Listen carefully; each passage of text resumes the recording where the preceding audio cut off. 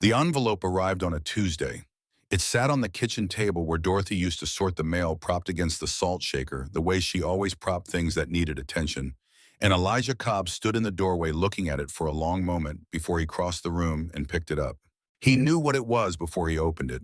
He had been expecting it for 2 weeks, ever since the technician from Callaway County Heating and Cooling had crawled under the house for 40 minutes and come back up with a face that said the news was not good. The return address confirmed it. He set the envelope down on the table, slid his finger under the flap, removed the invoice, and unfolded it flat. He smoothed it with his palm, the way he smoothed all paper carefully from the center outward, as though the gesture might change what was printed on it. $4,200. He looked at the number for a long time. His pension from the Callaway County School District came to $1,680 each month. He had taught English and civics at Jefferson County Regional High School for 31 years, and that was what 31 years of teaching bought you when you retired in 2007. His Social Security had added $540. The mortgage had been paid off in 2009, and the taxes on the house ran about $1,800 a year. After utilities, after groceries, after the car insurance, and the prescription co-pays and the property taxes, he had roughly $94 left over most months, sometimes $87. He had not had more than $100 in several years. $4,200. He was 84 years old. His hands moved more slowly than they used to, and his knees gave him trouble when the weather shifted, and there were mornings when getting out of bed took a conversation with himself that he would have found embarrassing 40 years ago. But his mind was the same as it had always been. His wife Dorothy used to say that Elijah Cobb had a mind like a filing cabinet, everything cataloged, everything in its place, nothing forgotten and nothing wasted. And if you needed something he had filed away 15 years ago, he could produce it from memory before you finished asking. Dorothy had been gone 3 years this past November. He stood at the kitchen table for a moment longer, looking at the invoice, doing the arithmetic he already knew the result of. Then he walked to the window and looked out at the yard. The pecan tree Dorothy had planted the year they moved into the house was bare in the February cold, its branches making the particular kind of pattern against a gray Missouri sky that always reminded him of old maps. The dirt lane ran along the eastern edge of his property toward Route 9. The strip of land beside the road was brown and flat and dry, the grass pressed down by the weight of the winter.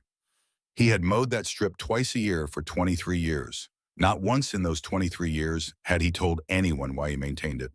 Not the neighbors, not his colleagues at the school, not his friends at church, not even Sandra, not entirely. Not in a way she could have understood when she was young enough to have been listening. He turned from the window. He went to the bedroom and opened the bottom drawer of the old oak dresser that had belonged to Dorothy's mother. Beneath 2 folded wool sweaters and a Bible with a spine, so cracked it only held together out of habit, he found what he was looking for. A plain white envelope sealed with a strip of tape along the flap, the corners soft from years of being handled and put back. He carried it to the kitchen table and set it beside the invoice. He did not open it, not yet. He stood at the table looking at the 2 pieces of paper for a moment. Then he put on his coat, took his keys from the hook by the door, and drove to the bank. The branch was on Main Street, the same brick building it had always been, though the name on the sign outside had changed twice in the 20 years since the original bank had been bought and sold, and bought again by institutions based in cities that did not know Callaway County from any other county in the middle of the country. The parking lot was nearly empty on a Tuesday morning in February. Elijah took the last spot near the door, moved carefully across the pavement, where the sun had not yet reached to melt the overnight frost, and pushed through the glass door into the warmth inside. The lobby was quiet. A teller at the far window was counting something. A woman in a gray coat was waiting at a desk for someone to come back from somewhere. Near the main counter, a young man was standing with the posture of someone who had been positioned there to look available without having anything pressing to do. He was maybe 26 years old. Close-cropped hair, a tie that was slightly too short, a small wireless earbud visible in his left ear. His name tag said Tyler. He was looking at his phone when Elijah approached the counter, and he did not look up for a moment. When he did look up, his eyes moved across Elijah, the way eyes move across something they have already categorized before the process has finished. They went from Elijah's face to his coat, to his work boots, and back to his face, and in the movement there was a quality that Elijah recognized without needing to name it. Tyler did not say good morning. He did not say hello. He stood with his hands at his sides and his expression set, and said in a voice pitched slightly louder than necessary, "Sir, are you sure you are at the right bank?" Elijah looked at him. He had been a customer at this branch for 41 years. He had deposited his first teaching paycheck here in September of 1976, standing at the same counter in a different decade with a tie his mother had given him and shoes he had polished the night before.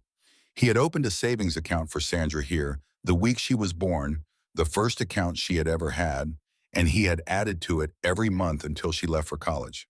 He had sat in the office at the end of the hall in 1987 with a branch manager who was offering him terms on a refinancing that were not the same terms being offered to other customers, and he had sat through that entire conversation without raising his voice, and he had walked out without signing, and he had gone to a bank in the next county and gotten fair terms, and he had never said a word about it to anyone except Dorothy. He looked at Tyler for a moment.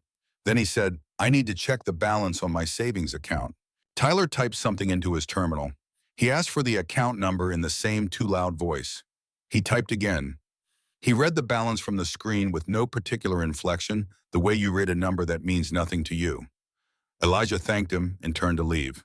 Behind him, as he walked toward the door, he heard Tyler say something to the teller at the far window. He could not make out all of it. He heard the tone of it. He heard the low note of something meant to be amusing. He heard the teller's response. Elijah pushed through the glass door without looking back. He sat in his truck in the parking lot. He did not start the engine immediately. He sat with his hands in his lap and looked at the brick building in front of him and let the moment settle the way he let all moments settle, by tracing the thread from where it began. March of 2001. He had been 61 years old.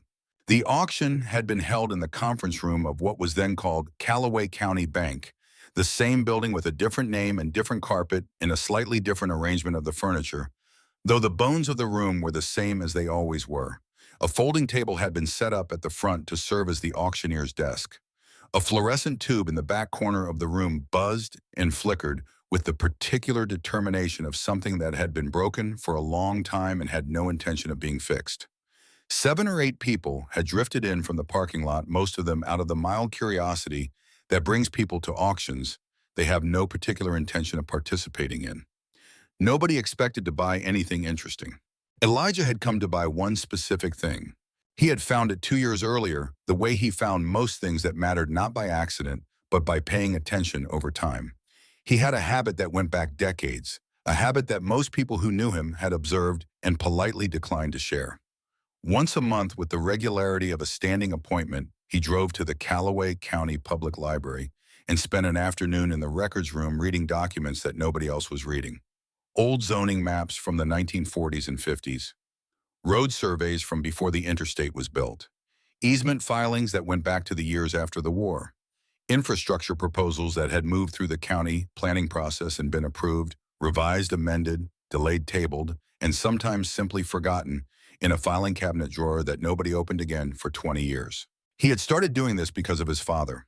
Clarence Cobb had not been an educated man in the formal sense. He had finished the 8th grade and gone to work and never stopped working until his body made him. But he had a quality that Elijah thought about often in later life, a quality that was easier to observe than to name. Clarence paid attention to things that other people considered settled. He did not accept that because something had been decided, it was necessarily finished. He read the county newspaper from front to back every week, including the legal notices and the public records section that most people skipped entirely. He kept a small notebook in his shirt pocket and wrote things down in it with a mechanical pencil that he kept sharp. He had a saying that he repeated on certain occasions, never fully explaining what he meant by it. "Son, most people only see what is in front of them. What moves the world is what is underneath." In October of 1999, on a quiet Thursday afternoon when the library was nearly empty and the light through the high windows had gone flat and gray, Elijah found a county road expansion proposal from 1956. State Route 9 was to be widened. To accommodate the widening, the county had surveyed a narrow 12-foot corridor along the eastern boundary of the existing road. The project had been canceled in August of 1961 when the state funding allocation was redirected to a different highway project. The cancellation was documented in a 3-page memorandum with 2 signatures and a note written in the margin in what looked like a different pen. Canceled per state directive, August 61. Elijah read the document carefully. He read it again. The cancellation was clear. But in the original survey filing that the 1956 proposal had generated, the 12-foot corridor had been designated as a separate parcel. That designation had been a procedural requirement of the survey. When the project was canceled, no one had gone back to dissolve the parcel designation. It had simply remained in the county records as an active parcel, technically ownerless, technically alive on paper for 38 years. When Elijah found it in 1999, it was still there, buried in a filing that no one had touched since the man who filed it had retired from county service sometime in the late 60s. Parcel 7C, 12 feet wide, half a mile long, eastern boundary of Route 9. He read the filing 3 times. He wrote the parcel number in his notebook. Then he drove home and sat at the kitchen table until Dorothy came in from the garden, still wearing her work gloves, a smudge of dirt on her cheek that she had not noticed. He had spread a hand-drawn map across the table. Route 9 on the left, the 12-foot corridor along the eastern edge of it, and on the right side of the map in a rough outline, the open land stretching away east, flat and wide and empty. She pulled off her gloves at the back door and crossed the kitchen to look at the map. She put on her reading glasses, which she kept on the windowsill beside the sink. She bent over the table. "What am I looking at?" she said. He pointed to the corridor. "This strip, right here, 12 feet wide, half a mile long. It is a separate parcel on the county records. Nobody owns it." She looked at where his finger was pointing. "So it is just sitting there. It is sitting between Route 9 and roughly 300 acres of the flattest, most buildable land in this county," he said. "The land over here." He indicated the area to the east with an open hand. "Cheap land, empty land, the kind of land a developer notices before anyone else does." Dorothy studied the map. She was quiet for a moment. He watched her eyes move across it the way she read anything carefully without rushing, following the logic of what was in front of her. Then she said, "Who would want that land?" He said, "The right person eventually." She looked up at him over her glasses. The reading glasses had a way of making her look simultaneously more scholarly and more skeptical than she actually was. She said, "And you plan to wait for the right person?" "However long it takes," he said. She looked at him for another moment. The expression on her face was not doubt. It was something more considered than that, the expression of a woman who had been married to a particular kind of man for long enough to understand the difference between a guess and a certainty. Then she went back to the garden. Over the next 18 months, Elijah watched the land east of Route 9 the way a farmer watches weather. Not anxiously, steadily. Every trip into town, every errand that took him down Route 9, he slowed the truck slightly as he passed the open land on the east side of the road and noted what had changed since the last time.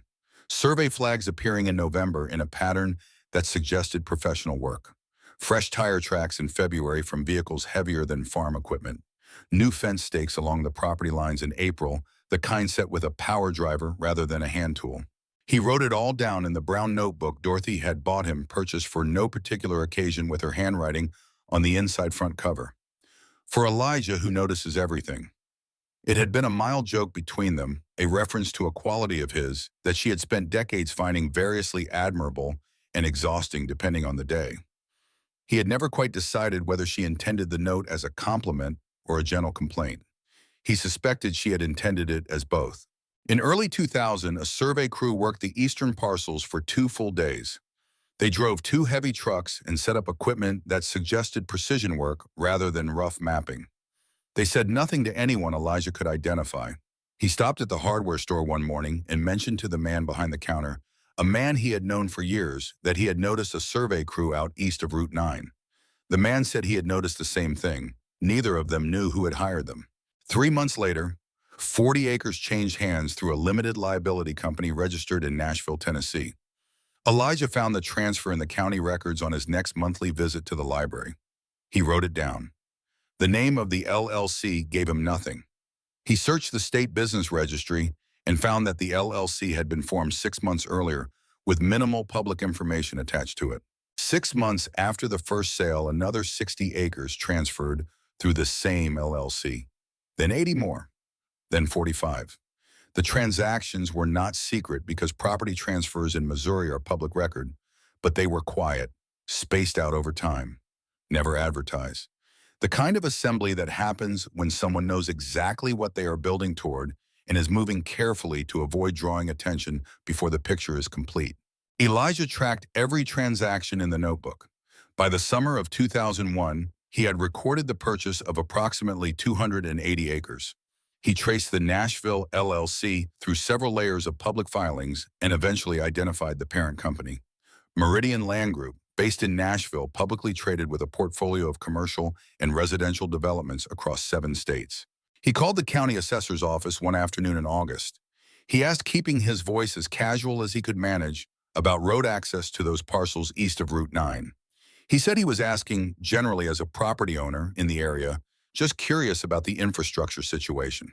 The assessor was an obliging man who did not question the inquiry. He explained that the parcels east of Route 9 were constrained on most sides. Wetlands to the south made access from that direction impractical. Private property to the west was not available. There was no county road access from the north that the assessor was aware of. He paused for a moment. The only practical way to reach those parcels from a public road would be through some kind of access along the eastern edge of Route 9 itself. He mentioned that there was an old right-of-way corridor in that area from a road expansion plan decades back, but he did not know who owned it, if anyone did. It might not have an active owner at all. Elijah thanked him and hung up the phone. That night, he opened the notebook and wrote 3 lines. Parcel 7C, access only, they will need it. He thought about the opening bid for a long time, not because he was uncertain about whether to buy the parcel, but because he wanted to be sure about the number. He set his limit at $8,000, enough to absorb a bidding contest if one materialized, enough to make sure he got there before anyone else who might have been paying the same kind of attention he had been paying if such a person existed. He did not think such a person existed. The bank auction was on a Wednesday morning in March of 2001. Elijah wore his clean shirt and his work boots and arrived at the conference room 20 minutes before it was scheduled to begin. He took a seat near the back wall where he could see the room without being seen from the front. He was 61 years old and he had been patient for 18 months, and he was prepared to be patient for another 3 hours, if that was what the morning required. The auctioneer moved through the listings in order. Old farm equipment, a foreclosed storage building, some parcels of agricultural land that were bought and sold without much drama. Parcel 7C came near the end of the list. The auctioneer read the description in the flat voice of a man reading a grocery list. 12 feet wide, half a mile long eastern boundary of Route 9 County Road District.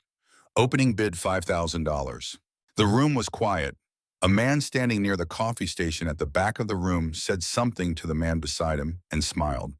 A few people glanced at the survey map pinned to the corkboard on the wall, looked at the thin strip of land indicated by the survey lines, and looked away. Elijah raised his hand. 5,000. A man near the window, someone Elijah did not recognize, bid 6,000. Elijah bid 8. The man near the window looked at the survey map again, measuring something in his head. He shrugged and looked away. He did not bid again. The auctioneer brought down his gavel, sold $8,000. Curtis Wade was standing near the back of the room. He was the branch manager of Callaway County Bank, a heavy-set man in his late 40s, with the bearing of someone who considered himself an important fixture in the life of the county. He had been standing with his arms crossed throughout the auction, with the expression of a man observing something that amuses him. He spoke in a voice calibrated to carry across the room without quite being a shout. $8,000 for a 12-foot strip of nothing. He looked directly at Elijah. Some people collect problems. Several people around him laughed or smiled. It was the kind of laugh that fills a room briefly and leaves no particular trace. Elijah looked at the auctioneer. He did not look at Curtis Wade. He stood up, walked to the front of the room, and signed the purchase documents in his careful handwriting. He folded the receipt and put it in the inside pocket of his coat against his chest. He thanked the auctioneer, nodded to no one in particular, and walked out of the building. He drove home on Route 9. When he passed the 12-foot strip of land along the eastern edge of the road, he slowed the truck without quite stopping and looked at it for a moment. Dry grass in the March light, survey markers at the corners, a narrow strip of ground that nobody had thought worth $8,000 except him. Dorothy was in the kitchen when he came through the door. "Did you get it?" she said. "We got it." She looked at him the way she always looked at him when she was deciding how much to ask. The expression was one of the things he had recognized in her from the very beginning, before they were married, before they had known each other long enough for expressions to have history attached to them. It was an expression of complete attention combined with complete restraint, the look of someone who understood that sometimes waiting was the most respectful thing you could do. She said, "And now? Now we wait." She nodded once. She stood up from the table, crossed to the stove, and put the kettle on. They did not talk much about Parcel 7C. After that, Elijah maintained the strip the same way he maintained everything he owned, with consistency and without drama. He mowed it twice a year in May before the summer growth became too heavy, and in October before the first frost. He used the riding mower, and it took about 40 minutes each time, the strip barely wide enough to turn around on at the far end without running the wheels onto the road. He paid the property taxes on Parcel 7C every year, $47 always by the deadline and always in full. He kept the survey markers clear of brush and vegetation. He made sure the parcel appeared on no mortgage documents or insurance filings that might complicate the title. To everyone who drove past on Route 9, it was 12 feet of unremarkable grass beside the road. To Elijah, it was a held position, an occupied space, the kind of patience made physical, made into something you could walk the length of in under 3 minutes if you were not rushing. He had shown Sandra the hand-drawn map once when she was 12 years old, spreading it on the kitchen table on a rainy Saturday afternoon when she had nothing pressing to do. He had pointed at the corridor and explained it in basic terms, the way you explain things to a 12-year-old you hope will remember them later. He had told her that the strip of land beside Route 9 belonged to him and that someday it would matter. She had nodded in the way children nod when adults say things they cannot yet evaluate. Then she had gone back to her book. He had not brought it up again for many years. The first offer came in 2008. A real estate agent from Nashville knocked on the front door on a Saturday morning in June. He was a young man, trim and well-dressed, with the practiced energy of someone who spent his professional life arriving at doors he had not been invited to. He introduced himself with a handshake that was too firm and a smile that had been assembled rather than arrived at naturally. He said he represented a party interested in acquiring certain parcels in the Route 9 corridor, and that he had reason to believe Elijah owned one such parcel. Elijah invited him in. Dorothy came out from the kitchen without being asked, carrying 2 cups of coffee. She set them on the table and sat down in the chair beside Elijah. She did not say anything. She simply sat there the way she always sat when something was happening that deserved her full attention. The agent laid his papers on the table with efficient movements. He had prepared a presentation, a single-page document with the parcel number and a proposed purchase price printed in a clean font. $80,000 for Parcel 7C, cash close within 30 days, no contingencies. Elijah looked at the papers. He looked at the number. He did the arithmetic in his head the way he always did. $8,000 in 2001, 10 times that 7 years later. The strip of land had multiplied in value 10 times over without doing anything at all except sitting there. He looked at the agent. "Thank you," he said. "I am not interested." The agent said the number could be adjusted upward if necessary. He said his client was highly motivated. He said the transaction could be structured in whatever way was most advantageous for Mr. Cobb. "I imagine it can," Elijah said. He stood up. The agent understood. He gathered his papers. He thanked Elijah for his time and left.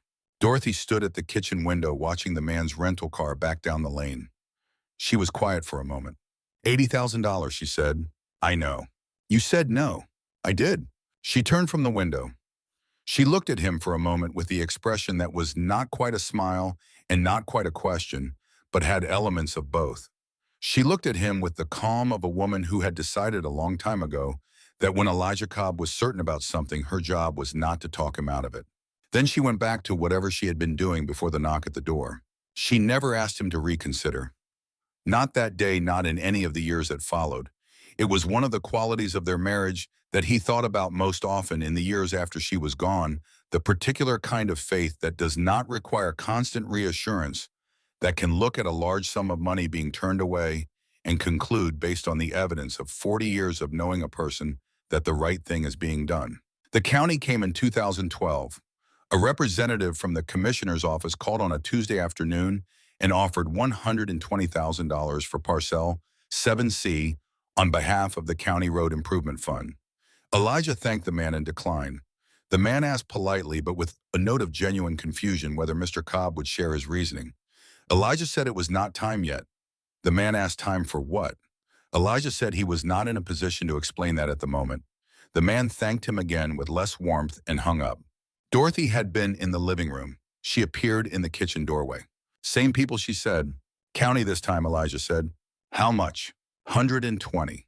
She was quiet for a moment. She looked at him with an expression that contained something that was not quite amusement and not quite satisfaction, but resided somewhere between the two. Still not time, she said. Not yet, he said. She went back to the living room. He wrote the offer in the notebook. He wrote the date. Below it, he wrote the 3 words he had been writing below every offer since the first one. Not yet. Wait. The years moved steadily. Elijah retired from teaching in 2007. He kept up the yard the way Dorothy liked it, the flower beds along the south fence that she had planted, and replanted over the decades the vegetable garden in the back that produced more tomatoes in August than 2 people could possibly eat, and that she donated to the church food pantry by the bushel. He drove to the library once a month, though not for the county records anymore. Mostly for the quiet and the newspapers and the particular pleasure of sitting in a public building surrounded by things that had been written down and preserved. He mowed Parcel 7C in May and October every year without variation. Some years the mowing was routine, in the way that all maintenance is routine, something you do because it needs doing without particular feeling attached to it. Other years it was something else.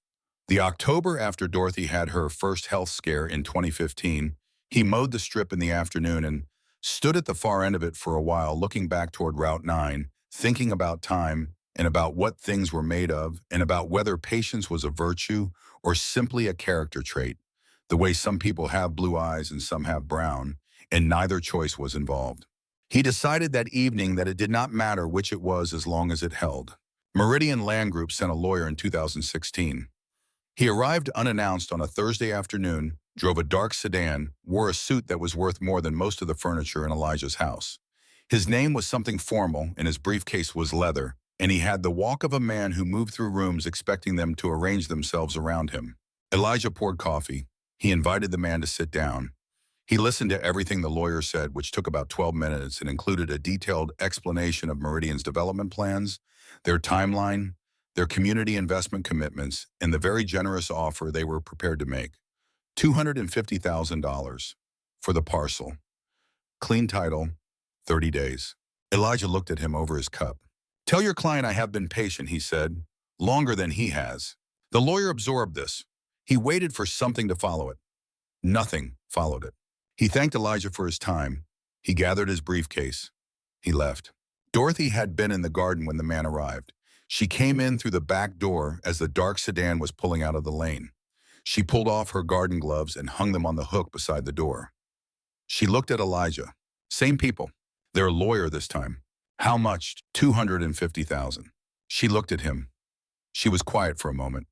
The expression on her face was the same one he had been seeing for 15 years on these occasions, the expression of a woman who understood more than she was saying and had decided that saying it was not necessary. Then she said $500,000 before long. More than that, Elijah said. Good, she said. That was all. He wrote the date and the amount in the notebook. He wrote not yet. Wait. He had written those 3 words 9 times now, below 9 different offers. The words had not changed. The numbers had. He was not sure exactly when he had understood that the number was never going to be the right number. He thought it had been sometime in the first few years when the offers started coming in, and he found that turning them away felt not like sacrifice but like accuracy, like correcting a misunderstanding. The strip of land beside Route 9 was not worth what people were offering for it. It was worth what the people who needed it would eventually be willing to pay for the one thing they could not get anywhere else. He had just needed to wait for them to understand that fully. In 2019, the year Dorothy died, Elijah mowed the strip in October, 3 weeks after the funeral, the way he had always mowed it.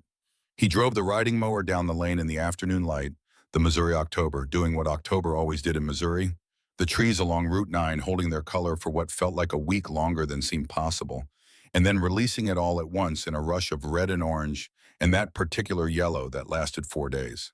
He stood at the far end of the strip with the mower engine idling and looked back toward the road. He stood there long enough that he could feel the cold starting to settle into the afternoon. He thought about Dorothy at the kitchen table looking at the hand-drawn map. He thought about her pouring coffee for a young real estate agent who was going to leave empty-handed. He thought about her standing at the window and watching every car pull out of their lane over 20 years of offers that were not the right offer. He thought about the way she had said good when he told her the number was over 200,000 and probably going higher. She had never once asked him to explain himself. In 41 years of marriage on this particular subject, she had asked one question on the first night when he had spread the map on the table. Who would want that land? He had answered. She had gone back to the garden. Everything after that had been trust. He finished the mowing. He put the equipment away. He went inside and sat in the chair she had always used in the evenings, the one by the window in the living room with the good light. He sat there for a while without turning on any lights as the afternoon darkened. Then he went to the kitchen and opened the notebook and wrote her name on a new page. He kept paying the taxes, $47 every year. Now it was 2024 and he was 84 years old, and there was a heating invoice for $4,200 on his kitchen table, and he had just come from a bank where a young man named Tyler had suggested with considerable economy of expression that Elijah might be confused about his location. He started the truck. He drove home on Route 9. When he passed the strip of land, he did not slow down. He had looked at it enough times to see it without looking. He came home, went to the kitchen, and stood at the table looking at the two pieces of paper for a long time. The invoice from the heating company and the plain white envelope that held the receipt from the 2001 auction. He had carried the receipt in his coat pocket for 23 years before putting it in the envelope. He had put it in the envelope the week after Dorothy's funeral, going through every drawer and every file and making sure everything was in its proper place, the way you reorganize a house when the person who had helped you keep it organized is no longer there. He stood at the table and looked at the two pieces of paper. Then he picked up the phone and called Sandra. She answered on the second ring. She had her mother's quality of going very still when something important was coming. He could feel it even over the phone in the quality of the silence between her hello and whatever came next. He said, "I need you to look at something." She said, "What kind of something?" He said, "A permit application, filed with the county planning office, January of this year." There was a silence. It lasted long enough that he could hear her breathing shift slightly, as though she had just reached for something. Then she said, "Parcel 7C. He smiled at the table. "You remembered." "I was 12 years old," she said.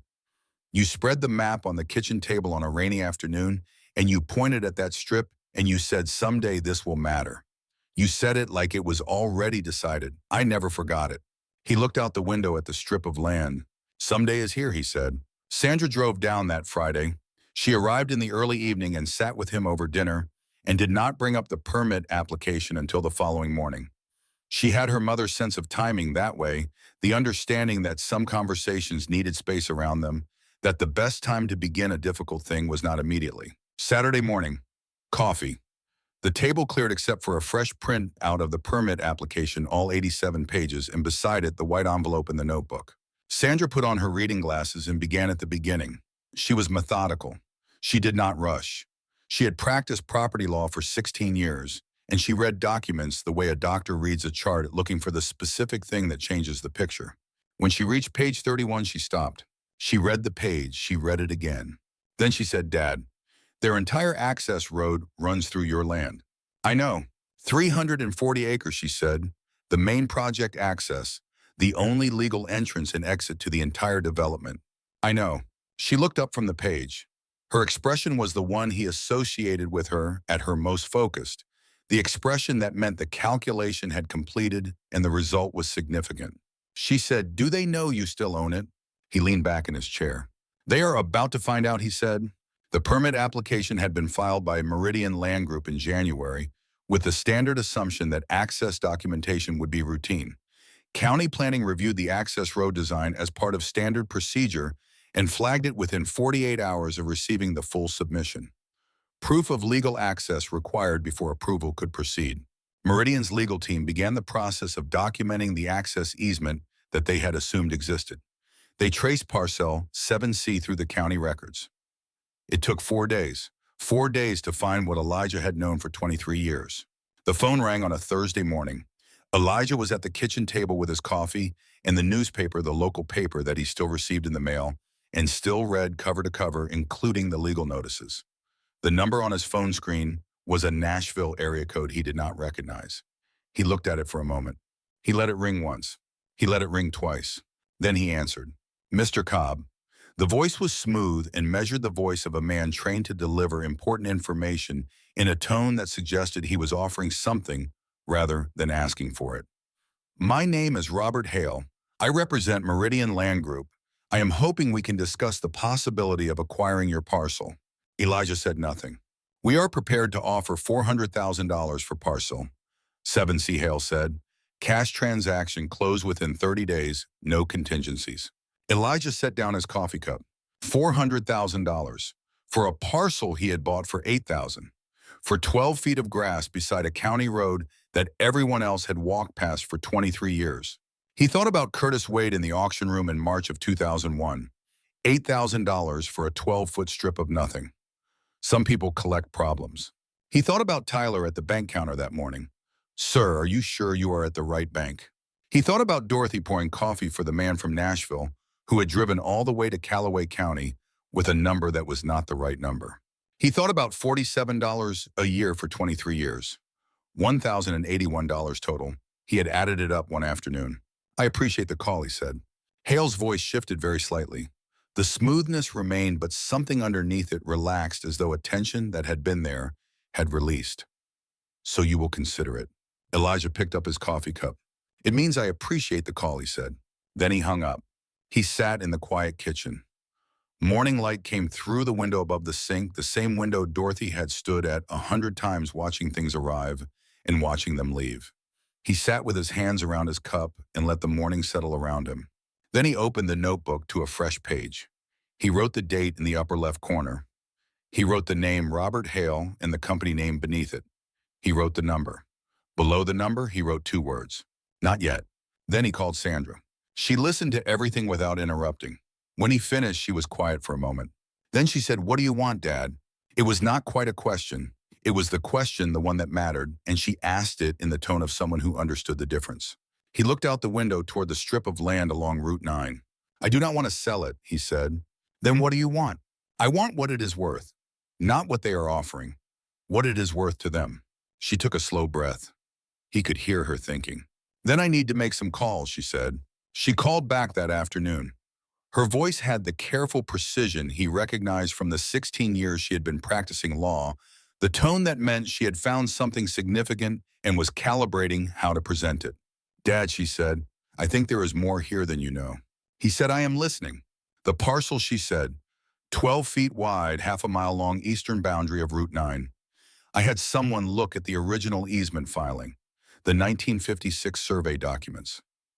And then I asked him to keep going. Back past 1956, back past 1940, into the property boundary descriptions from the early part of the century. Elijah was still. "That corridor," Sandra said, "before it was parcel 7C, before the county surveyed it for the 1956 road expansion project, some of that ground was part of a larger agricultural tract, and the name on the original deed for that tract filed in 1919 is Otis Cobb." The kitchen was completely quiet. "He said that was my grandfather's grandfather." "I know, Dad. He sold that land before I was born." "He did not sell it," she said. "I found the record. 1923. There was a property tax assessment dispute. The county initiated collection proceedings. There is a formal objection on file filed by the family with the county assessor. It was received and stamped. The stamp is clear on the document. It was received on March the 14th, 1923. And then nothing. No hearing was scheduled. No response was issued. No acknowledgement was sent back to the family.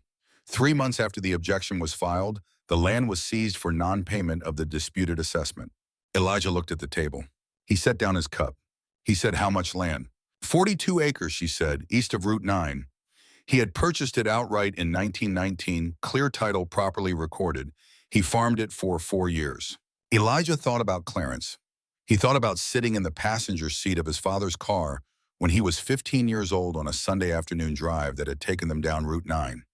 He thought about Clarence's arm resting on the open window, the slow, particular way his father had turned his head toward the land on the east side of the road. Not just glancing at it, regarding it, the way you regard something that has a claim on you that you cannot fully explain but cannot dismiss. He thought about his father saying in a voice quieter than his usual voice, "Son, one day somebody's going to need to go through there." Nothing else, no explanation, no history, just the observation and the voice and the way Clarence had looked at that stretch of ground as they drove past it. He said to Sandra, the strip that became Parcel 7C was the eastern edge of the original Cobb track, she said. When the county created the parcel in 1956, they were inadvertently creating it out of land that had been in your family until it was taken. He did not know that, Elijah said. When I bought it, I did not know. No, she said. You could not have known. The connection is not obvious from the surface records. The person who found it had to go back 30 years further than the standard search would take you. Who is this person, Elijah said. A professor, she said, at the University of Missouri. He has spent 30 years studying land records in the Missouri River counties, going back to the early 20th century. Property transfers, tax seizures, the history of black land ownership in this region. His name is Dr. Marcus Webb. He is 68 years old. He grew up one county over. And when I described the situation to him on the phone, he said he knew the Cobb name. Elijah was quiet for a moment. Then he said, "You call him." Dr. Marcus Webb arrived on a Saturday morning in early April. He drove a 10-year-old Buick that had clearly covered a substantial portion of Missouri's two-lane road system. He was a tall man, slightly stooped at the shoulders in the way of tall men who have spent decades leaning toward tables covered with documents, with close-cut gray hair, and the kind of glasses that needed periodic adjustment and received it habitually. He wore a sport coat over a pressed shirt and carried a worn leather satchel that seemed to be his primary relationship with the physical world. Sandra met him at the door. Elijah was waiting at the kitchen table. They shook hands. Dr. Webb looked at Elijah before he sat down, looked at him directly for a moment, in the particular way of someone who has been reading about a person in documents and is now meeting them in person for the first time. It was an assessing look, but not an unkind one. It was the look of a man confirming something he had already concluded. Your family's ancestor, Dr. Webb said as he settled into the chair and reached for his satchel, was a careful man. Elijah said he was. Dr. Webb opened the satchel and began laying documents on the table. Some were photocopies of pages that had originally been handwritten or typed on paper that was now fragile and discolored with age. Some were printouts from digital archive databases. He arranged them with the habit of someone who had done this many times and understood that the order of presentation mattered. The original land grant to Otis Cobb, he said, was filed with the county recorder's office on April the 3rd, 1919. The grant was for 42 acres east of Route 9. At the time of the filing, it was one of the largest parcels of farmland owned by a black family in Callaway County. The purchase had been made with cash from what the surrounding records suggest was accumulated savings over many years. The deed was clean, the title was clear, the transfer was properly recorded. Elijah looked at the photocopy Dr. Webb had placed in front of him. The handwriting on the original deed was small and precise, each letter formed with care. Otis Cobb farmed the land for 4 years, Dr. Webb continued. The county tax assessment records for 1920, 1921, and 1922 show the parcel being assessed and taxes being paid in full. In 1923, the assessment was significantly increased. The historical context for that kind of targeted reassessment in rural Missouri in that period is something we do not need to detail at length. The family disputed the assessment. There is a formal objection on file with the county assessor's office. He placed a photocopy on the table. It was a single page handwritten in a larger and more urgent hand than the neat formality of the original deed. The writing was dense. Elijah could read parts of it, but not all of it, through the age of the copy and the fading of the original ink. He could read the signature at the bottom. Otis Cobb. And below it, in a slightly different hand, the same care in the writing, but the letters a bit larger, a bit less practiced. Clarence Cobb, witness. His grandfather's grandfather. And his great-grandfather. On the same page, 100 years ago, trying to hold on to 42 acres of Missouri farmland. Dr. Webb said, the objection was received and stamped by the county assessor's office on March the 14th, 1923. There is no record of a hearing being scheduled. There is no record of a response being issued. There is no record of any further correspondence between the county and the Cobb family. 3 months after the objection was filed, the property was seized for non-payment of the assessed amount. Sandra said, and the objection itself, the original document. Dr. Webb said it has been in the county archive for 100 years. filed in the correct folder, correctly indexed, never disturbed. It has been there the entire time. He pushed his glasses up. I found it 6 weeks ago, the week after your daughter contacted me. Elijah looked at the photocopy of the objection on the table. He looked at the two names. He looked at the stamp in the upper right corner that said received and the date beside it. He said, my father knew this ground. Dr. Webb said, I believe he did. He did not tell me, Elijah said. Not directly, not the whole thing. Dr. Webb was quiet for a moment. Then he said, there are kinds of knowledge that are too heavy to hand directly to someone you love, things that might burden them in ways that the knowledge itself cannot justify. Sometimes people carry things for a generation or two and leave the door unlocked and hope the person coming after them will find a lighter way to open it. Elijah thought about Clarence. He thought about all the things his father had not said over the course of his life, all the knowledge he had carried in that shirt pocket notebook, and in the way he regarded certain things, and in the sayings he repeated without explaining. Son, most people only see what is in front of them. What moves the world is what is underneath. He thought about Clarence pointing at the land east of Route 9 from the window of a moving car. He had not said, this was our land. He had not said they took it from your grandfather's grandfather. He had not said one day someone is going to need to access it, and when that day comes, you will be ready if you have been paying attention. He had just pointed. He had said, one day somebody is going to need to go through there, and Elijah had been paying attention. Dr. Webster said, I want to be clear about one thing. Nothing I have found changes the legal situation with Meridian directly. The 1923 seizure was conducted under the legal frameworks of that time, however unjust those frameworks were. The current ownership of Parcel 7C is yours by purchase in 2001, legitimately recorded and legally valid. That is not in question. Elijah said, I know that. What it changes, Dr. Webb said, is the context. And context matters in more ways than one. Meridian Land Group is a publicly traded company. They have investors and a board and a reputation in the communities where they operate. They have a project worth $30 million that is currently held in place because of 12 feet of land owned by the great-great-great-grandson of a man whose 42 acres were taken in 1923 through a process that produced a formal objection that was never answered. Elijah looked at him. Dr. Webb said, I am not suggesting anything improper. I am observing that when Meridian's principals understand the full history of this situation, they may find that maintaining an adversarial posture becomes considerably more complicated than their lawyers initially anticipated. Elijah looked at the documents spread across Dorothy's kitchen table. He looked at the original land grant from 1919 and the seized assessment from 1923 and the handwritten objection with two names on it and a stamp and no response. He said Dorothy used to say that the land remembered things even when people forgot. Dr. Webb said, she was right about that. I have spent 30 years going through these records, and that is the truest thing I can tell you about what I have found. The second call from Robert Hale came the following week. This time Hale opened with a different approach. He said his client was prepared to be flexible. He said Meridian valued their relationships with community landowners. He said he would like to arrange a meeting at a time and location convenient for Mr. Cobb. Sandra handled the call at her office in St. Louis. My father is not interested in selling Parcel 7C, she said.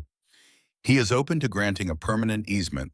The terms are $4,500 per month, adjusted annually in accordance with the Consumer Price Index, and transferable in perpetuity to his legal heirs. There was a silence on the line. Hale said, that represents a substantial ongoing financial commitment for my client. Sandra said, your client has a $30 million project that cannot legally proceed without my father's cooperation. I believe $4,500 per month is a reasonable amount given the circumstances. Hale said he would need to consult with his principals. He called back in 11 days. His tone had moderated. $3,000 per month, he said. 10-year term. Sandra called Elijah and read him the terms without editorial comment. He listened. He was quiet for a moment. He said 3 words. Tell him no. She called Hale back. $4,500, she said. Permanent easement, adjusted for inflation, transferable in perpetuity. That is my father's final position. Meridian went silent. For 3 weeks, nothing. And then Meridian filed a legal challenge with the county. Their attorneys argued abandonment. The claim was that Parcel 7C had been functionally abandoned for decades, that no legitimate productive use had ever been made of the land, and that Meridian's development rights should not be permanently constrained by a technical ownership claim that had no real substance behind it. Elijah was sitting on the front porch on a Tuesday afternoon when Sandra called to tell him. The weather had turned warm enough to sit outside in the early May sun. He had his coffee and the morning newspaper, which he had not yet finished. He said, "Bring me the tax records." She said, "I already have them. Every year from 1961 to 2024. 63 consecutive years." Parcel 7C carried as a separate and active parcel on the county assessment rolls. Taxes assessed and paid without interruption. All 63 years. Not a single gap. He set the newspaper down on the porch railing. $47, he said. Every year, she said, without exception. He thought about the checks he had written every year since 2001. He thought about the county having maintained the parcel in its own assessment rolls for the 40 years before he bought it, billing itself, and crediting the payment internally, keeping the parcel technically alive on paper through sheer bureaucratic inertia. He thought about how the county had never thought to dissolve the parcel in 1961 when the road project was canceled and had simply continued to carry it in the records year after year. He said, so the county taxed it for 63 years. Without interruption, she said, and now they want to argue that the same land they taxed for 63 years was abandoned. She said they wrote the argument that destroys their own case. They just do not know it yet. He said, then let them find out. The hearing was held on the second Tuesday in May. The county courthouse on that morning had the smell it always had: old wood and cleaning solution, and underneath it, something that Elijah associated with the weight of official proceedings, with decisions that were recorded in permanent ink and did not come undone afterward. Sandra sat at the petitioner's table with 3 documents in front of her, arranged in a neat row. Meridian's attorney, a man named Desmond Kraft, sat at the opposing table with a banker's box of materials. He was in his 50s, efficient, confident, the kind of attorney who won cases by preparing more thoroughly than the other side. The judge asked Meridian's counsel to present the abandonment claim. Kraft spoke for 14 minutes. He was thorough and precise. He cited case law from Missouri and 2 other states.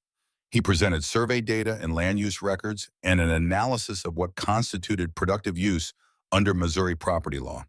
He used the word abandoned 11 times. He had clearly prepared for this with considerable care. Then Sandra stood up. She placed the 3 documents on the table. She did not approach the bench dramatically. She did not raise her voice. She set down the documents in the order she had arranged them. The 1956 easement filing that formally created Parcel 7C as a separate legal parcel. The 1961 county resolution confirming the parcel's continued legal existence after the road project was canceled. And 63 years of county tax assessment records every year from 1961 to 2024, Parcel 7C, assessed and taxed without exception. She said one sentence: "You cannot abandon something the county has taxed for 63 consecutive years." The judge looked at the 3 documents. He took his time. He looked at the assessment records, specifically the column of years, the assessed value, the notation of payment. He looked at Kraft. "Do you dispute the accuracy of these assessments?" he said. Kraft looked at the records. He understood what had happened. He had spent the hearing presenting an argument about abandonment, and the opposing counsel had produced 63 years of uninterrupted tax payment that made the argument structurally impossible. He looked at the documents for a moment that stretched slightly longer than it needed to. "No, Your Honor," he said. The judge said, "Then Parcel 7C remains a valid and active parcel of record. The abandonment claim is denied. This matter is closed." Meridian called Sandra that same afternoon. Hale's voice was different. The professional smoothness was still present in the surface of the words, but underneath it was something that had not been there before. It was the sound of a man who had been running for a long time and had finally stopped and was looking at where he had ended up. "Our client will accept your father's terms," he said. Sandra kept her voice at the same temperature it had been throughout every conversation. $4,500 per month, she said. Permanent easement, adjusted annually for the Consumer Price Index, transferable in perpetuity to Elijah Cobb's legal heirs. "Yes," Hale said. "We agree to all terms." Sandra called her father. The kitchen was quiet in the late afternoon light, May light long and flat and golden through the window above the sink. "They accepted," Sandra said. "Every term." Elijah was still for a moment. He looked at the table. He looked at the notebook. He looked at the white envelope that held the receipt from the 2001 auction. "Every term," he said. "Every single one." He was quiet for a moment. Then he said, all right. There was a long pause. Sandra said, Dad. He said, I know. She said, do you understand what you built? He looked out the window toward Route 9. The strip of land along the eastern edge of the road was green now in the May light, properly green, the particular shade that Missouri ground takes on in the second week of May when the rain has been adequate and the soil is warm. He said, I saw what they were going to need before they knew they were going to need it. I waited until they needed it. That was all. She said that is not all it was, not even close to all. He said, I know. He told her about the conversation he wanted to have when he saw her next, about what he wanted to do with the money. She listened without interrupting. When he finished, she was quiet. He said, is that all right? She said, it is more than all right. Her voice was not quite steady. He recognized the quality of it. He had heard that quality in her voice in a few significant moments over the course of her life, at her mother's funeral, at her law school graduation, at the kitchen table when she was 12 years old, and he had spread a hand-drawn map in front of her and said, someday this will matter. He said, your mother would have been glad. Sandra said, she would have said, it took you long enough. He smiled at the table. Yes, he said. She would have said exactly that. The agreement was signed on a Thursday morning in the last week of April. Elijah drove to the county clerk's office himself the same way he had driven to the bank auction in 2001 alone, and deliberately with the understanding that some things were meant to be done in person by the person for whom they mattered most. The clerk was a woman in her 50s with reading glasses on a lanyard who processed official documents all day long with the efficient detachment of someone who had made peace with the ordinariness of that work. She processed the Parcel 7C easement agreement in the standard way. Stamps and signatures and initials in small boxes. She did not know and had no reason to know that the document she was stamping was the conclusion of a 23-year process that had started in this same building with an auction receipt and a man who had paid attention in a county records room when no one else was paying attention. She handed Elijah his copy. He folded it and put it in his coat pocket.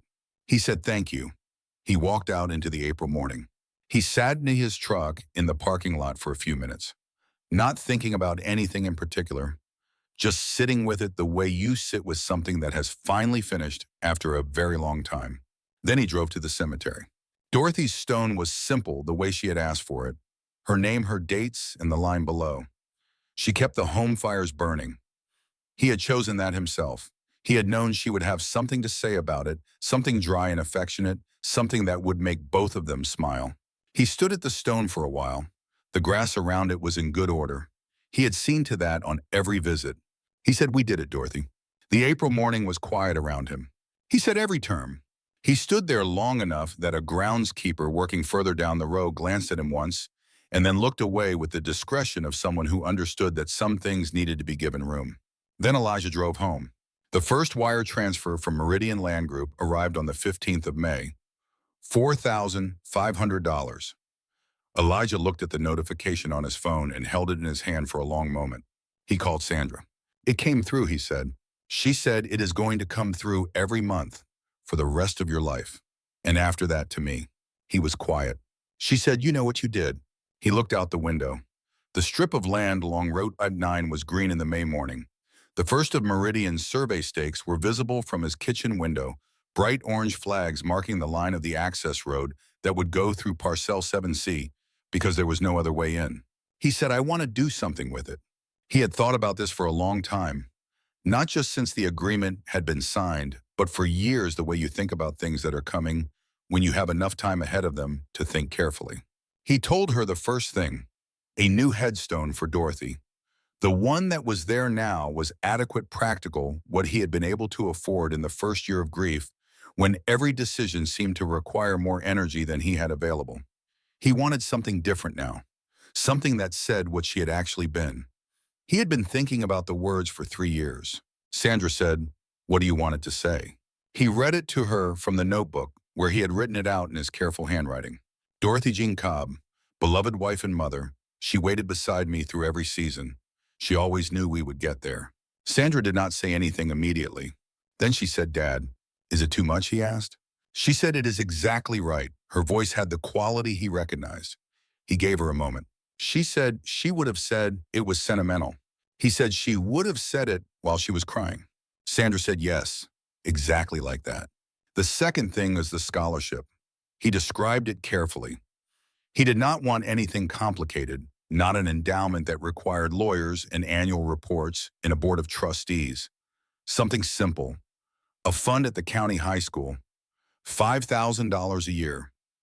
For a graduating student who intended to study law or business or any field that required understanding how systems work beneath their visible surface.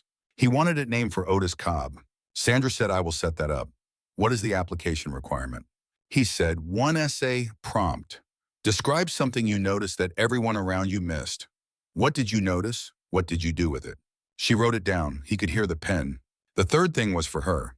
He said, each month when the payment comes in, I am going to set aside a portion. I will put it in an envelope and mail it to you. Cash the way your grandfather used to send things. Old-fashioned and direct. She said, Dad, you do not have to do that. I know I do not have to, he said. I want to. The note inside will say, from your father and from his father and from Otis Cobb. Sandra was quiet for a long time. He said, are you there? She said, I am here. He said, you did not have to come when I called. You have your own practice in your own life, and none of this was your obligation. She said, Dad, I know what it cost you, he said, and I know your mother would have wanted me to say that properly. Sandra said, she would have said, you took 23 years to figure out how to say thank you. He smiled. Yes, he said, she would have said it exactly like that. 2 weeks after the agreement was recorded at the county clerk's office, Rufus Temple called. Rufus was 81 years old, had spent his entire life in Callaway County, within 5 miles of where he was born, and had been Elijah's closest friend since they had both been young teachers at the county schools back in the U.S. The days that followed the agreement had a quality Elijah had not anticipated. Not relief exactly because he had not been afraid. Not triumph because triumph requires an enemy, and he had never thought of the situation in those terms. What it felt like was completion, the particular feeling of something that has been in motion for a long time finally arriving at rest. He found himself doing ordinary things with unusual attention. He made his coffee in the morning and stood at the kitchen window longer than usual, watching the light change across the yard. He drove to the grocery store and walked the aisles more slowly than he needed to. He sat on the porch in the late afternoon and watched the light go through its changes on the fields to the east of his property with the quality of attention he had not brought to ordinary things for some time. Dorothy had been the one who noticed things like that, the quality of afternoon light, the particular way the pecan tree moved in different winds. She had a way of being present in ordinary moments that he had found difficult to match and had spent 41 years trying to learn. He was not sure he had fully learned it even now. But in the weeks after the agreement, he tried. He called his daughter Sandra every Sunday afternoon, which he had always done. But the calls were different now. They were longer. They went to places they had not gone in a while. Sandra talked about her work, which she sometimes had not done when she was protecting him from things she thought he might worry about. He talked about things he remembered which he had not always done when the remembering was more complicated than the stories he told. He told her about the October afternoon his father had taken him to see a college. Not the college Elijah had eventually attended, but one that Clarence had thought about and looked at and decided against in silence. They had driven 3 hours and walked the campus and driven 3 hours back without Clarence explaining exactly why they had gone. On the drive back in the dark, Clarence had said, I wanted you to see what was possible. He had not said more than that. Sandra was quiet for a long time after he told her that. Then she said, did you ever find out why he chose that college and not that one? Elijah said, I found out later that the other school had just changed its admissions policy. Your grandfather had been watching it for 2 years, waiting to see if the change would hold. Sandra said he was waiting to see if it was real. Yes, Elijah said. He was always checking whether the change was real. She was quiet again. Then she said, you do the same thing. He thought about that for a while after the call ended. He was in the garden one afternoon in late May, pulling weeds from the bed Dorothy had put in along the south fence, when he became aware that he was doing it the way she had shown him years ago, from the root and not the stem, without rushing with attention to what was around the plant you were removing as much as to the plant itself. He had not thought about the technique consciously. It had simply arrived in his hands the way things arrive that have been practiced long enough to become automatic. He straightened up and looked at the bed. The roses she had planted 12 years ago were coming in well this spring, better than they had since she died. He had not done anything different. He had just kept doing what she had shown him. Some things he thought you learned through the hands. The scholarship applications came in the following spring. The county high school's principal, a woman named Diane Forrest, who had been teaching in the county for 22 years, sent Elijah a note with the first round. 31 students had applied. She said it was the highest application rate for any scholarship the school offered. She included 3 of the essays. She said she thought he might like to read them. He read them at the kitchen table on a Sunday afternoon. All 3 were about different things. One was about a student who had noticed that a particular intersection near her house had more accidents in foggy weather than the county data suggested, and who had mapped it and taken the data to the County Road Commission. The intersection had been repainted the following year. She did not know if her data had influenced the decision. She had sent the information and then waited. One was about a student who had noticed that the same 4 students were being passed over for advanced placement recommendations year after year, despite their grades, and who had tracked the pattern for 2 semesters before bringing it to a guidance counselor with documentation. She wrote that she was not sure anything had changed, but that she had learned that noticing something and doing nothing about it was a choice just as much as noticing it and doing something. One was about a student who had noticed that his grandmother had been paying property taxes on a small parcel she did not know she owned, a piece of land his great-grandfather had purchased in the 1940s that had been overlooked in the estate settlement when his grandfather died. He had found the parcel in the county records while doing a school project on local history. He had told his grandmother. She had wept. He did not know what the parcel was worth, but he knew that the knowledge of it had mattered to his grandmother in a way that had nothing to do with money. Elijah read that one twice. He set all 3 essays on the table beside each other and sat with them for a while. Then he wrote a note to the principal. He said the 3 essays were excellent, but he would not be able to choose between them, and that he would like to fund all 3 scholarships this year if that was possible. He said he suspected the Otis Cobb Scholarship might need to become more than one award going forward. He said he would like to talk about that when she had time. He sealed the note and put it in the mail that afternoon. The new headstone for Dorothy arrived in July. Elijah drove to the cemetery on a Tuesday morning to see it installed. The stone yard had sent 2 men, quiet and efficient, who knew their work. The old stone was removed, first set aside with care. The new stone was set in its place. Elijah stood back and read it. Dorothy Jean Cobb, beloved wife and mother. She waited beside me through every season. She always knew we would get there. He stood with it for a long time. The 2 men from the stone yard finished their work and packed their equipment and drove away. Elijah stayed. He talked to her for a while, not about the land or the money or the scholarship or any of the things that had happened. He talked about ordinary things. The tomatoes that were coming in well this year. The way the pecan tree had leafed out heavier than he had seen it in several summers. The call he had had with Sandra the previous Sunday, the one that had gone long in the good way. He told her about the 3 scholarship essays. He told her he thought she would have liked the one about the boy who found his grandmother's land in the county records. He said he thought she might have cried at that one and tried to pretend she was not crying. The morning was quiet around him. The cemetery was empty at that hour except for a maintenance crew working on a section further away, and they were far enough that their sounds were part of the background rather than the foreground. He stayed for a while longer. Then he drove home on Route 9.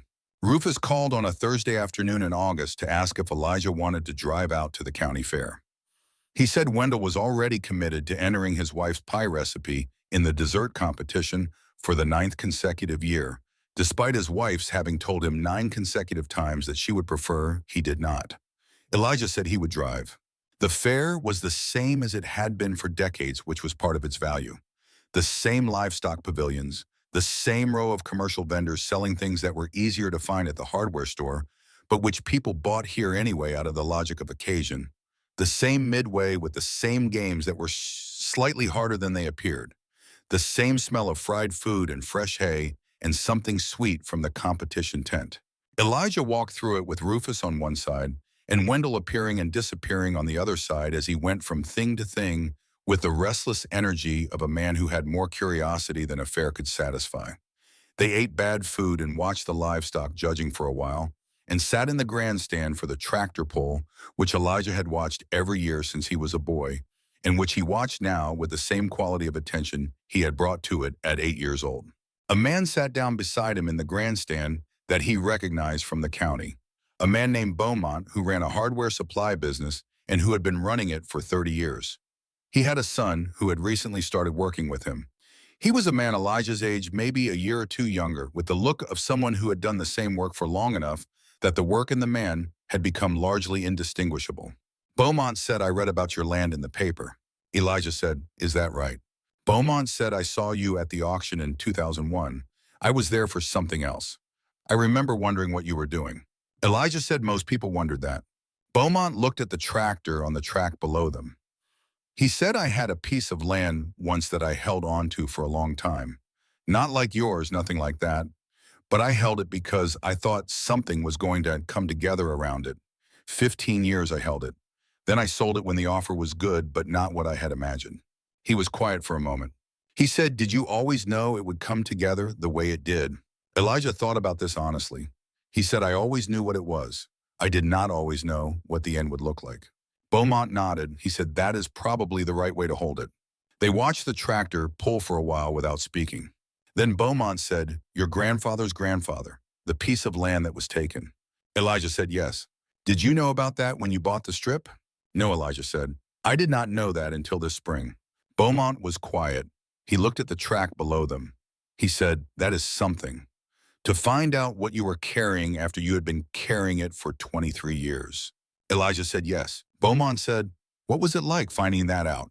Elijah thought about the afternoon Dr. Webb had laid the photocopy on Dorothy's kitchen table, and he had seen the two names. He thought about the silence in the kitchen after Dr. Webb had described the 1923 seizure. He said it was like hearing a conversation finish that I had not known was still going. Beaumont looked at him. Elijah said, "Like my grandfather's grandfather had said something in 1923 and been interrupted. And what I did this year was the other half of that conversation, even though neither of us knew we were having it." Beaumont was quiet for a long time. Then he said, "That is a way of putting it." The tractor pull ended. The grandstand emptied slowly around them. Rufus appeared from somewhere below and said Wendell's entry had placed second in the pie competition, which Wendell was treating as a victory and which Rufus was treating as proof that the judges had no standards. They walked out through the fairgrounds in the August evening, the lights coming on, as the sky darkened, the smell of the fair thickening in the cooling air. Elijah walked with his hands in his pockets and his hat at the same angle he had worn it for 30 years, and looked at the lights and the people, and the familiar architecture of an event that had happened every year of his life, and that he expected, though one could not be certain, would happen every year for some time after it. He thought about what he had said to Beaumont, the conversation finishing, the words said in 1923 finally getting their answer. He thought about how Otis Cobb had walked away from the county assessor's office on a March day in 1923, knowing that he had put his name on a piece of paper and not knowing what would come of it. He thought about what it meant to do that, to take the action that is available to you when the action you want is not available, to write down the truth of the situation in language that could be understood by anyone who took the time to read it, and to trust that eventually someone would. He thought about Clarence, who had known something that he could not fully say and had found the only way he knew to pass it along. A direction, a certainty. One day somebody is going to need to go through there.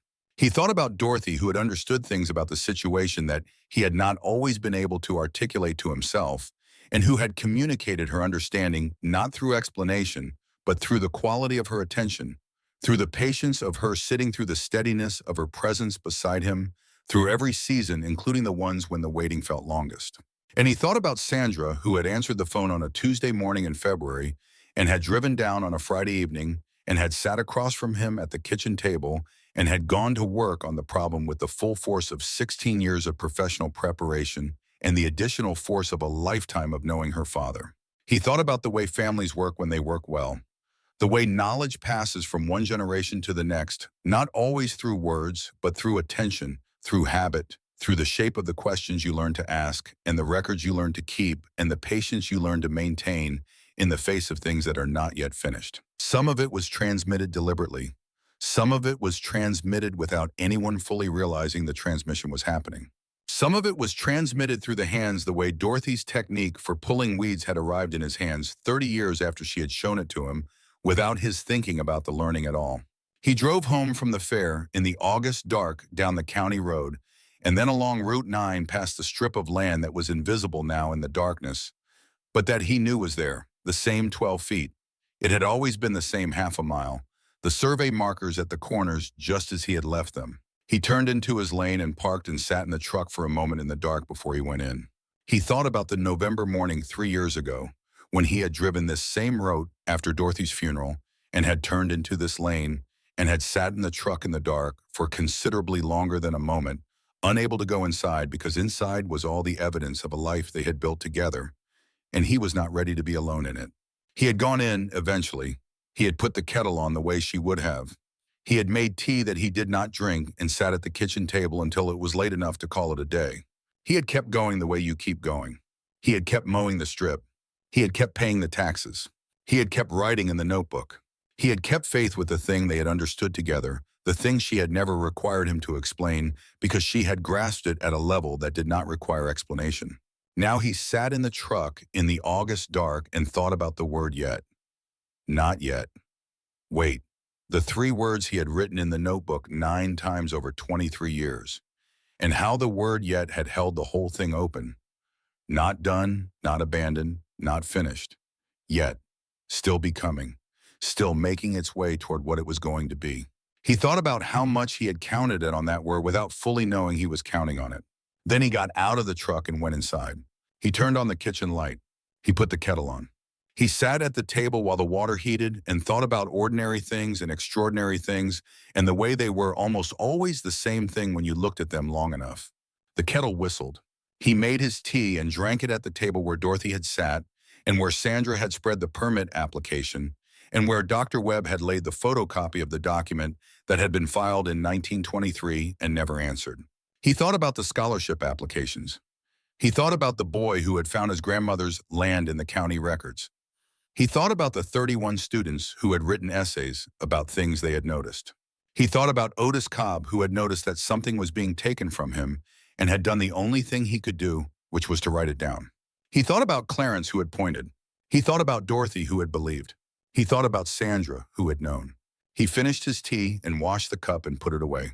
He went to the desk in the corner of the living room where he kept the notebook. He sat down. He opened it to the last page he had written on the page from April that said done. He looked at the word for a moment. Then he turned to the next page. He wrote the date. He wrote first payment received, Dorothy's stone is ordered, scholarship established. The notebook will stay in the drawer. He wrote, this is the last entry. He capped the pen. He looked at what he had written. Then he closed the notebook and put it back in the drawer and went to bed. The strip of land beside Route 9 was still there in the morning. It would be there as long as the agreement held, which was forever, which meant it would be there long after Elijah Cobb was gone, long after Sandra was gone, long after whoever came after Sandra was gone. The access road that Meridian built through it would carry cars and delivery trucks and school buses and all the traffic of ordinary life for as long as the development stood, which might be a very long time. Every month on the 15th, the payment would come. And somewhere in the county archive filed in the correct folder correctly indexed was a piece of paper from March of 1923 with 2 names on it and a date stamp and no response. The paper knew what the land knew. Some things hold. Some things wait longer than the people who tried to take them. Some things once put down in writing keep their weight across 100 years and arrive finally at the moment when the conversation can be finished. That was what 12 feet of grass beside a county road in Missouri had been holding all along. That was what Elijah Cobb had understood, though not completely, and had held and had handed forward. The days that followed the agreement had a quality Elijah had not anticipated. Not relief exactly because he had not been afraid. Not triumph because triumph requires an enemy, and he had never thought of the situation in those terms. What it felt like was completion, the particular feeling of something that has been in motion for a long time finally arriving at rest. The way a door closes when the latch catches. Not with force, just with a small final sound that means it is done. He found himself doing ordinary things with unusual attention. He made his coffee in the morning and stood at the kitchen window longer than he needed to, watching the light change across the yard. He drove to the grocery store and walked the aisles at a slower pace than the errand required. He sat on the porch in the late afternoon and watched the light go through its changes on the fields to the east of his property With the quality of attention he had not brought to ordinary things in some time, the kind of attention that does not require an occasion to justify itself. Dorothy had been the one who noticed things like that. The quality of afternoon light, the particular way the pecan tree moved in different winds, how it sounded different in a northwest wind than in a southwest one. She had a way of being present in ordinary moments that he had found difficult to match and had spent 41 years trying to learn. He was not sure he had fully learned it even now, but in the weeks after the agreement, he tried. He called Sandra every Sunday afternoon, which he had always done. But the calls were different now. They went longer. They went to places they had not gone in a while. Sandra talked about her work in ways she had sometimes held back when she was protecting him from things she thought he might worry about. He talked about things he remembered which he had not always done when the remembering was more complicated than the straightforward version. He told her about an October afternoon his father had taken him to see a college when he was 17 years old. Not the college Elijah had eventually attended, but one that Clarence had thought about and looked at carefully and decided against in silence. They had driven 3 hours each way. They walked the campus on a weekday morning and said very little to each other, and on the drive back late in the afternoon with the sun going behind the hills, Clarence had said, "I wanted you to see what was possible." He had not said more than that. He had not explained what possible meant in that context or why the seeing mattered more than the going. Sandra was quiet for a long moment after he told her that. Then she said, "Did you ever find out why he took you to that particular school and not somewhere closer?" Elijah said, "I found out later that the school had just changed its admissions policy the year before. Your grandfather had been watching it for 2 years, waiting to see if the change would hold before he named it as a real option. He did not want to tell me about a door that might close again before I got there." Sandra said he was waiting to see if it was real. "Yes," Elijah said. "He was always checking whether the change was real before he said anything about it." She was quiet again. Then she said, "You do the same thing." He thought about that for a while after the call ended. He sat in the kitchen with his empty cup and turned the observation over, looking at it from different angles. He had always thought of his habit of patience as something particular to himself, something he had arrived at through his own observation of the world. But the more he thought about it, the more he understood that it had a longer origin, that Clarence had built it into him the way a foundation gets built into a house in the part you cannot see after the work is done in the part that holds everything else up. He went to the garden that afternoon and pulled weeds from the bed Dorothy had put in along the south fence. He was about 20 minutes into it when he became aware that he was doing it the way she had shown him years ago, from the root and not the stem, without rushing with attention to what was around the plant. You were removing as much as to the plant itself. He had not thought about the technique consciously. It had arrived in his hands the way things arrived that had been practiced